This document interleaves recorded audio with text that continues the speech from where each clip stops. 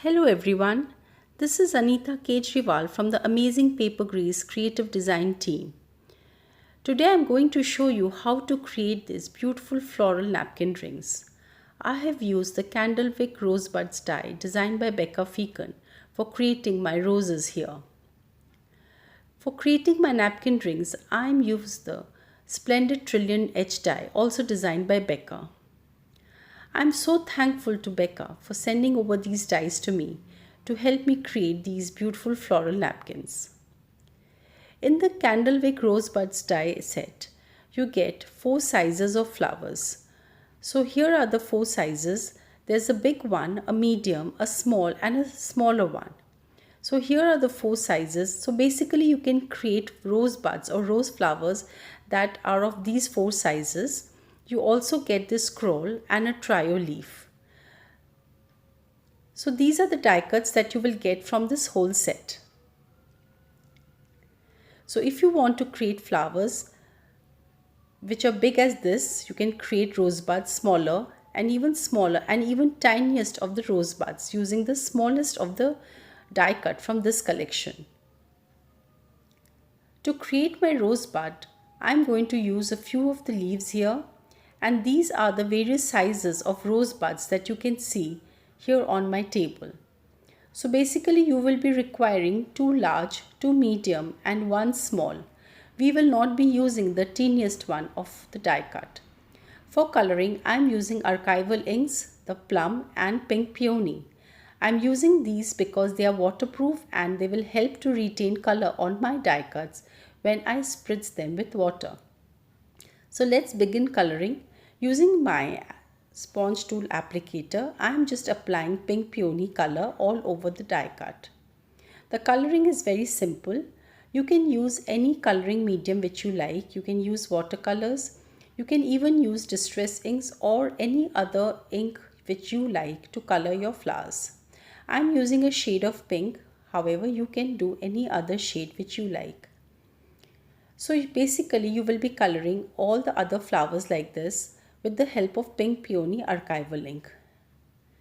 Next I am going to add some ink over the edges to add little shading and give a little realistic look to my rose flowers. For this I am just using the plum color on the edges of the flowers. Remember, you also have to color the back of the flowers because once you twist and turn them, they will look more realistic. Now I am doing some deep cutting between the lines here with the help of a sharp scissor. Remember, do not cut up to the center but just a little before the center, and you have to repeat this with all the flower die cuts that you have cut. Now I am going to spritz it with water just once or twice and then dab it with some cloth or a tissue paper. Keep the die cut on the sponge or foam mat which you are going to use to mold your flowers. Next, I am going to take my ball tool or any flower shaping tool which you would like to use and then apply fine lines on the back of the flower petals. Remember that you have to apply little more pressure so that you get good character lines on the flowers to make them look realistic. So I will be repeating this for all the other flower die cuts as well. So as you see now our flowers are really taking shape. Next, hold the flower petal in between your fingers with the help of a tweezer and twist and turn the edges outwards like this. Do this for all the petals and all the flower die cuts except the smallest flower die cut which we have, which we will be using for the core or the center of the rose flower. So tweezer is a very important part of making the rose, and with the help of your fingers and the tweezer you can give a really beautiful shape to your rose flower. So here I have twisted, turned, molded, shaped and colored all my rose petals. I have 2 big, 2 medium and 1 small, and see, for the smaller one I have not twisted it with the help of the tweezer. I have just added character lines at the back and that's it. So here are the petals that I will be requiring for making my rose flower. So let us now begin how to lay the flower. I'm taking a styrofoam bud here and I'll be adding some glue. This is about a half-inch styrofoam bud. You can get this in any florist shop or any flower making shop material. Next, I'm going to just put the styrofoam bud in the smallest of the die cut which I have and fold in the petals one by one over the styrofoam bud, holding it very tightly between the fingers so that no part of the bud is seen, and then folding in the petals upwards like this. Keep pressing with your help of the finger so that you get a very tight rose bud. This part is very important because this will give the actual shape to your rose buds or the rose flowers that you are making. Bring in the other petals like this by applying a glue on the petal inside. Hold in between your fingers and keep pressing the hard edges at the bottom and roll it so that you get a very nice tight rose bud. This is the teeniest rose bud, so you can, if you want to make very tiny rose buds, this is what you can make. Next, we will take the second shape and apply glue on the inside of the flower. Then put in the styrofoam bud through the hole and bring in the petals like this, securing them very well. One thing which you have to keep in your mind is that the petals should be aligned in such a way that all the left hand sides of the petals should remain outside and the right hand side should be tucked inside. If you follow this method, you will get a perfect aligned rose where the petals are perfectly aligned and put together. Keep rolling the rose bud between your fingers so that all the petals get stuck to each other very well. So here you can have a rose bud like this. See how pretty this looks and looks like actually like a real rose. Next comes the other two layers and go on adding like this, creating the rose buds and or the real rose flowers as you would like to make them. Here I am just cupping them between my palms and then pressing in from the base so that all the petals are stuck together very well. So now I'll be adding some music for you to sit back and enjoy, and I hope you will like to create these rose flowers. After that, I'll show you how to make the fillers and the leaves.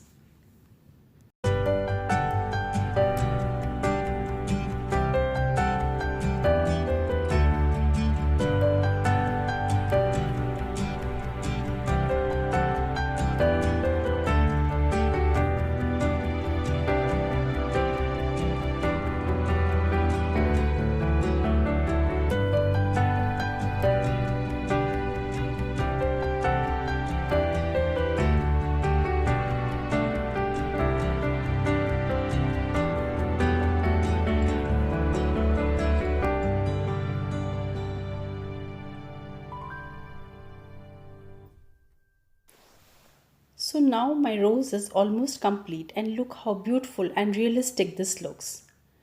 This is my complete flower, and here I am going to put this on this napkin ring after I finish making all the other elements required for making this project. So now I'll be showing you how to make the rose buds. For making the rose bud, you will need another piece of styrofoam bud, and we will be requiring the third size, that is the small die cut and two medium die cuts. So basically these are the three flower shapes that you will be requiring, and as I had showed you for the earlier flower, you will be molding and shaping all the other flower die cuts like this as I had showed you for the rose flower. Just keep adding the petals like this over the styrofoam bud, pressing and like this and rolling it between your finger.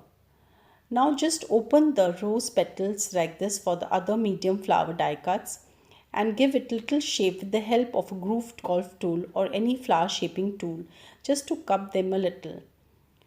We are going to create the rose buds, so we do not want the petals to open up very much as buds are always very tightly closed. Now apply some glue on the rose petals like this on the outside of the rosebud that you have created, and then keep bringing the petals like this, folding all over between like this, over the rosebud, tightly holding it between your finger and your thumb. You can stop here if you like, but I would like to add one more petal or one more flower die cut here just to make it little fuller rosebud. If you do not want to make a bigger flower for the rose and just apply the die cuts of just the smaller flowers and create rosebuds and make the napkin rings, even you can do that. So see how I'm just pressing at the base to secure the petals and make the rosebud very tight. So this is how my rosebud is that I have created. So you can just now add the leaves. For making the leaves, I have already colored a few of them and I'm going to show you how I colored them. I have used the leaf green and the library green archival inks to color. Using my sponge dauber, first I will apply the dark green color, that is the library green, on my leaves. Be very careful as the stems are very thin and you might break the leaf.